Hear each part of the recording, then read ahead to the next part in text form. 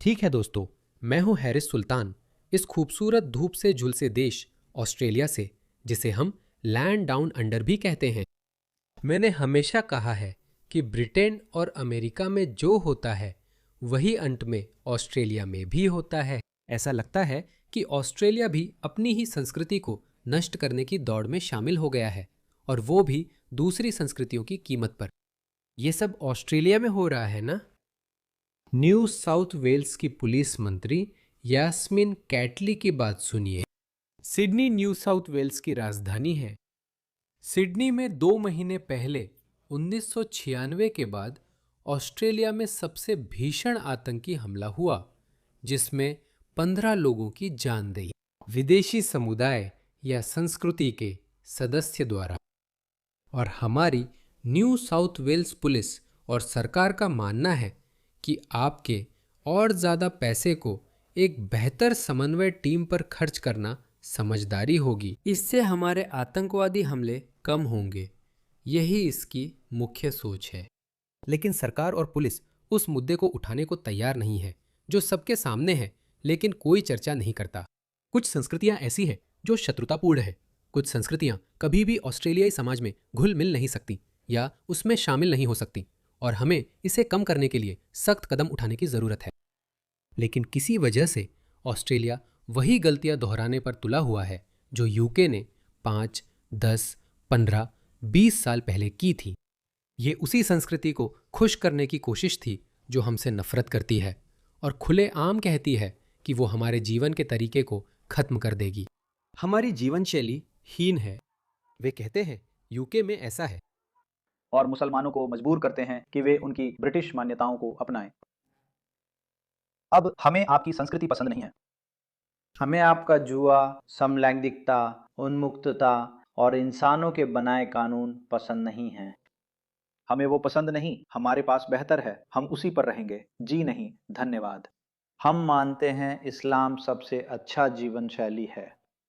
और इस्लामी जीवन शैली श्रेष्ठ है। शरिया सर्वोत्तम कानून है। और हम मानते हैं कि संप्रभुता केवल अल्लाह के लिए है, और इसी वजह से हम इस पर दृढ़ रहते हैं। और वे ऑस्ट्रेलिया में ऐसा कहते हैं।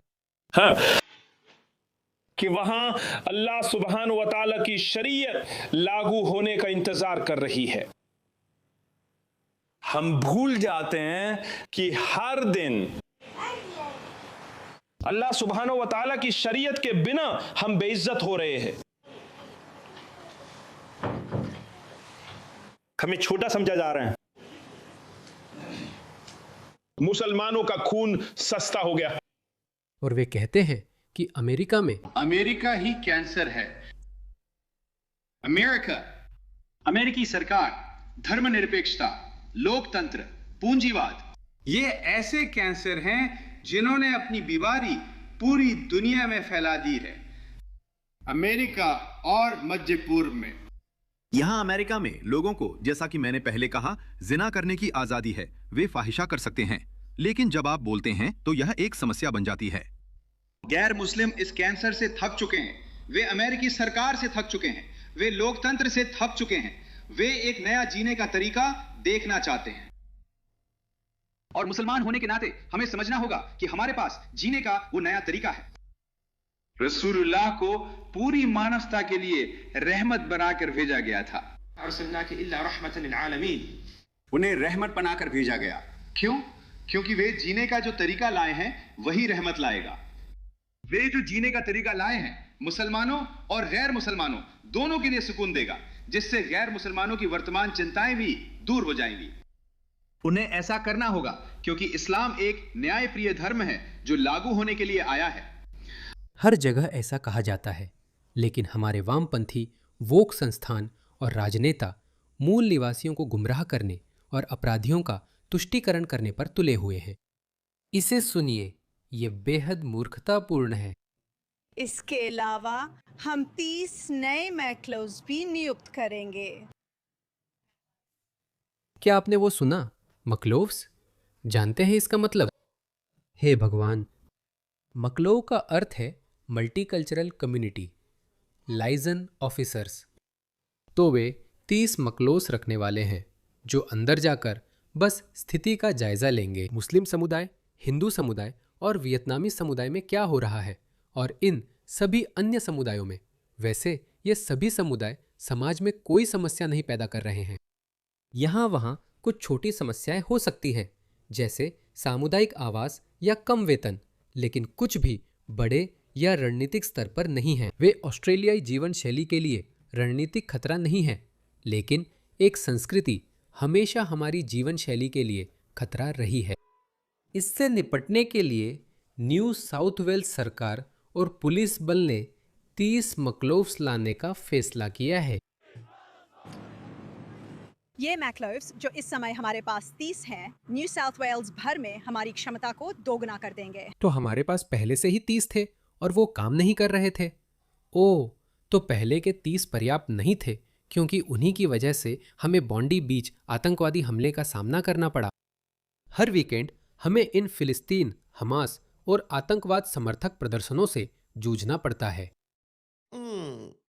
तो उन्होंने ये नहीं सोचा कि शायद ये 30 मकलोस बेकार है। उन्होंने सोचा अगर हम 30 से 60 कर दें और वो भी टैक्स पेयर्स के पैसे से, तो ये बेहतर होगा। जब तक हम उन्हें नहीं निकालते वो गलतियां करते रहेंगे। वे हमारे ऊपर शासन करने के लायक नहीं हैं। वे अयोग्य हैं, या तो नाकाबिल या मिली भगत में शामिल हैं। पुलिसिंग का एक बेहद महत्वपूर्ण हिस्सा। वे शपथबद्ध अधिकारी नहीं हैं, लेकिन वे अपने प्रवासी समुदाय में गहराई से जुड़े हुए समुदाय के सदस्य हैं। 100% मैं आपको गारंटी देता हूँ, ये 30 मकलोस या जितने भी मकलोस हैं, मैं मान रहा हूँ कि इनमें से ज़्यादातर मकलोस मुस्लिम समुदाय पर ध्यान केंद्रित कर रहे होंगे, और उन्होंने कहा कि ये समुदाय के भीतर से ही हैं। ये वैसा ही है जैसे बिल्ली को दूध संभालने देना। मेरे ऑस्ट्रेलियाई दोस्तों, मैं आपके लिए ब्रिटेन के पिछले 5 सालों की जानकारी लेकर आया हूँ। यूके में होम ऑफिस मुस्लिम सलाहकार समूहों से संपर्क करता था, वही उनके मकलोस हैं। वे पूछते थे जिहाद का क्या मतलब है। ये लोग लंदन में विरोध कर जिहाद की मांग कर रहे थे। इसका क्या मतलब है? फलस्तीन में कंसंट्रेशन कैंप में बंद लोगों को आजाद कराने का हल क्या है? कैंप में बंद लोगों को आजाद कराने का हल क्या है? और आप जानते हैं कि मुस्लिम समुदाय के संपर्क अधिकारी उन्हें क्या बताते थे? वे कहते थे, ओ, जिहाद का मतलब है आंतरिक संघर्ष। और फिर मेड पुलिस उनकी बात मान लेती थी और कहती थी, हम इन लोगों पर आरोप नहीं लगाएंगे, क्योंकि जिहाद का मतलब कुछ भी हो सकता है। यही काम ये करने वाले हैं। हमारे इस्लामवादी दोस्त सड़कों पर प्रार्थना करेंगे, पिछवाड़े पर लात खाएंगे और कुछ पुलिस वालों की नौकरी छिनवाएंगे। वे नारे लगाएंगे, इंतिफादा वैश्विक बनाओ, जिहाद चाहिए। जनता नाराज होगी, हम पुलिस को रिपोर्ट करेंगे और पुलिस इन मकलोस के पास जाएगी। वे कहेंगे जिहाद सिर्फ आंतरिक संघर्ष है, ये लोग नस्लवादी और इस्लामोफोबिक है। हमें इस्लामोफोबिया की वही परिभाषा चाहिए जो मकलोज यूके में ला रहे हैं। ये लोग सक्षम नहीं हैं, चाहे वो मिलीभगत हो या वैचारिक ब्रेन वॉशिंग, मुझे नहीं पता, मुझे इसमें कोई दिलचस्पी नहीं है। ठीक है, जब सबूत सामने आएंगे और उनकी मिलीभगत दिखेगी तो मैं उन्हें वही कहूँगा, ठीक है, लेकिन तब तक मैं मन खुला रखूँगा। लेकिन मुझे फर्क नहीं पड़ता, उनके लिए मेरा खुला मन भी अच्छी खबर नहीं है। ये लोग ऑस्ट्रेलियाई जीवन शैली बनाए रखने में अयोग्य हैं। वे बुनियादी पश्चिमी मूल्यों से नफरत करते हैं और वे उन्हें एक एक करके ईंट दर ईंट ध्वस्त करने की पूरी कोशिश करेंगे, लेकिन हम ऐसा नहीं होने देंगे। सौभाग्य से हमारे पास 2 साल में चुनाव है, उन्हें गलतियां करने दो। आप जानते हैं, जब आपका दुश्मन गलतियां करता है तो उसे रोकना नहीं चाहिए। हाँ, मुझे पता है, ये सब हमारी सुरक्षा और भविष्य की कीमत पर हो रहा है, लेकिन दोस्तों, उन्हें गलतियां करने दो, क्योंकि उनकी हर एक गलती ऑस्ट्रेलिया में कट्टर दक्षिणपंथी आवाज़ों को और मजबूत करेगी। वे पहले से ही बहुसांस्कृतिक समुदाय का हिस्सा हैं और हम उन्हें पुलिस की मदद के लिए नियुक्त करते हैं ताकि वे जमीन पर हालात जान सकें और पुलिस और समुदाय के बीच सेतु बन सके। सच में इतनी दिलचस्पी है तो कोई हम पूर्व मुसलमानों के पास क्यों नहीं आता? आप मुसलमानों के पास जा रहे हैं। 100% वे उन्हीं मस्जिदों के इमाम होंगे, यही लोग होंगे। आप पूर्व मुसलमानों से क्यों नहीं पूछते कि ओ, आप इस्लाम के बारे में क्या सोचते हैं? ऐसा क्यों है कि हमारे आतंकवादी निगरानी सूची में 95% लोग मुसलमान हैं, जबकि ऑस्ट्रेलिया की आबादी में वे सिर्फ 4% हैं? ऐसा क्यों है? हमारे पास आइए, हम आपको बताएंगे। हम आपको कुरान, हदीस दिखाएंगे। आप हमारे पास नहीं आते क्योंकि आपको दिलचस्पी नहीं है। उन्हें उसमें दिलचस्पी नहीं है। मैं अपने ब्राउन विशेषाधिकार का इस्तेमाल करूंगा ताकि मैं अपनी आवाज़ उठाता रहूं, क्योंकि मुझे पता है कि मैं इस लेफ्टी मानसिकता को समझता हूं। वे मेरे पीछे इतनी आसानी से नहीं आ सकते जैसे ऑस्ट्रेलियाई लोगों के पीछे आ सकते हैं। आप गोरे, जेनोफोबिक, नस्लवादी और कट्टरपंथी हैं। यही वे उनसे कहेंगे। ये लेबल मुझ पर सच में नहीं चिपकते। मैं गोरा नहीं हूं, मैं ब्राउन हूं और उसी नस्ल का हूं, इसलिए नस्लवादी नहीं हो सकता। तो मैं इसका इस्तेमाल करूंगा मेरे प्यारे ऑसीज। मैं हर कदम पर आपके साथ खड़ा रहूंगा। और वो बहुसांस्कृतिक समुदाय, हम पहले से ही उनकी सफलता के बारे में जानते हैं। उस कार्यबल को दुगुना करना। हम पहले ही उनकी सफलता जानते हैं। वैसे जब उन्होंने कहा था यहूदियों को गैस से मारो, यहूदियों को गैस से मारो, और फिर उन लोगों ने कहा नहीं, हमने यहूदियों को गैस दो नहीं कहा, हमने कहा यहूदी कहाँ हैं, यहूदी कहाँ हैं। ये व्याकरण सही नहीं है, लेकिन उनसे यही उम्मीद थी। अच्छा काम बस यही था। उन्होंने स्थानीय लोगों को गुमराह किया। उन्होंने अपने इस्लामवादी साथियों को बचाया और उन्होंने इतना अच्छा काम किया कि हमें लगा कि हमें और ऐसे लोग चाहिए। वह यही कह रही है। वे करते क्या है? क्या हमने यहूदी विरोधी घटनाओं, हमास समर्थक या फिलिस्तीन समर्थक प्रदर्शनों में कमी देखी? नहीं। असल में हमें सिडनी में ऑस्ट्रेलियाई धरती पर सबसे भयानक आतंकवादी हमलों में से एक देखने को मिला। ये पहले 30 मकलोज की उपलब्धियां हैं। मैं जानती हूँ कि राज्य के सभी सहयोगी अपने क्षेत्र में मकलोव की मांग करेंगे। मैं जानती हूँ कि जो मिगल सबसे पहले होंगे, क्योंकि वो हमेशा मुझसे इसका जिक्र करते हैं। लेकिन जब हम सामाजिक एकता की बात करते हैं तो ये वाकई बहुत महत्वपूर्ण है। ये लोग पुलिस की मदद करेंगे ताकि हमें बहुसांस्कृतिक समुदायों में जमीन पर हो रही घटनाओं की जानकारी मिले। वे पहले ही कह चुके हैं कि हमने इस्लामवादियों में मुखबिर भेजे हैं। अब सोचिए वे उनके साथ क्या करेंगे। अगर वे असली मुखबिर होते तो क्या उन्हें पास आने देते? नहीं। ये वही लोग हैं जो अपने मुखबिरों को न्यू साउथ वेल्स सरकार के अंदर बिठा रहे हैं। यही तो वे कर रहे हैं। ओह, कितना बेवकूफ़ी भरा है। ये बेवकूफ़ी है, माफ़ कीजिए, ये मजाकिया नहीं। वे जरूरी जानकारी देते हैं, हम उन पर निर्भर हैं और पुलिस में और लोगों को लाने को उत्सुक हैं। देखिए, यूके का होम ऑफिस ऐसा है। उसे देखिए, कितना सुंदर बहुसांस्कृतिक होम ऑफिस है। क्या वहाँ सिर्फ एक गोरा आदमी है? सिर्फ एक गोरा आदमी। एक ऐसे देश में जहाँ 80% आबादी गोरी है। यही वजह है कि जब लोग होम ऑफिस में इस्लामवाद की शिकायत करते हैं तो ये लोग ही फैसले लेते हैं और कुछ भी नहीं होता। ये लोग, और ठीक यही वे अब ऑस्ट्रेलिया में कर रहे हैं। 5 से 10 साल के भीतर हम देखेंगे कि और भी ज़्यादा मुसलमान ताकतवर पदों पर होंगे और ऑस्ट्रेलिया को अलविदा कह दो। बस यूके चले जाओ। यूके सामाजिक विघटन के कगार पर है। हमें उस स्थिति में नहीं पहुंचना है। हमें वही गलतियां नहीं दोहरानी है। हाँ, हमारा आम चुनाव 2 साल दूर है और मैं अपनी पूरी कोशिश करूंगा कि लोग वन नेशन के लिए वोट करें। लेकिन हम कानूनों का देश है। हमारे पास संस्थाएं और नौकरशाही हैं। और जब संस्थाएं एक दिशा में झुकने लगती हैं तो उनका पेंडुलम वापस बीच में लाना बहुत मुश्किल हो जाता है।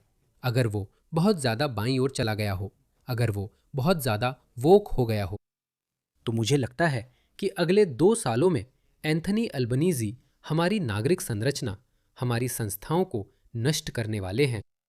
भविष्य में ऑस्ट्रेलियाई इतिहासकार बोंडी आतंकी घटना को टर्निंग पॉइंट मानेंगे। बोंडी आतंकवादी हमले तक एंथनी एल्बनीज़ी अपने दोस्त कीर स्टारमर के विपरीत, जो यूके में है, काफ़ी अच्छी लोकप्रियता का आनंद ले रहे थे। बोंडी बीच आतंकी हमले के बाद उनकी लोकप्रियता घटी और वन नेशन पार्टी ऊपर आ गई। वे घबरा गए हैं। देखते रहिए। मुझे दरवाजे पर दस्तक की उम्मीद है, लेकिन पता नहीं ऐसा होगा या नहीं। मैं जानबूझकर ऐसा कहता रहता हूँ। अगर वे देख रहे हैं तो जानते हैं कि मैं जानता हूँ और मानसिक रूप से दरवाजे की दस्तक के लिए तैयार हूँ।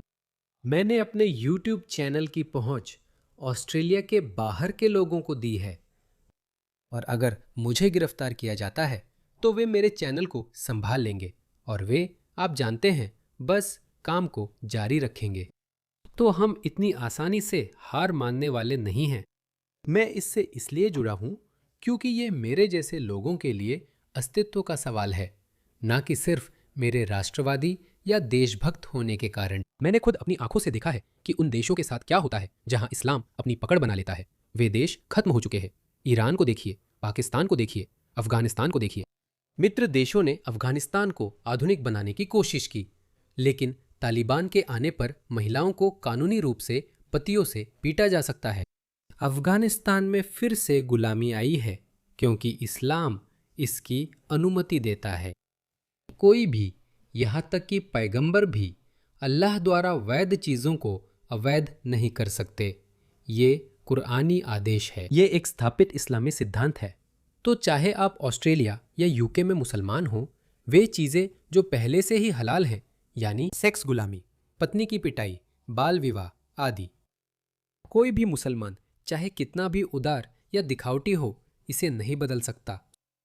मैं इसे अस्तित्वगत खतरा मानता हूं, इसलिए इन देशों के लिए खड़ा होता हूं। मैं जानता हूं कि इन देशों ने मानवता के इतिहास की सबसे महान सभ्यता बनाई है और इसे सुरक्षित रखना चाहिए, इसके लिए लड़ना चाहिए। और यही वजह है कि अपने अगले 20-30 सालों के लिए मैं अपना शेष जीवन पश्चिमी मूल्यों और पश्चिमी जीवन शैली को संरक्षित करने के लिए समर्पित करने को पूरी तरह प्रतिबद्ध हूँ।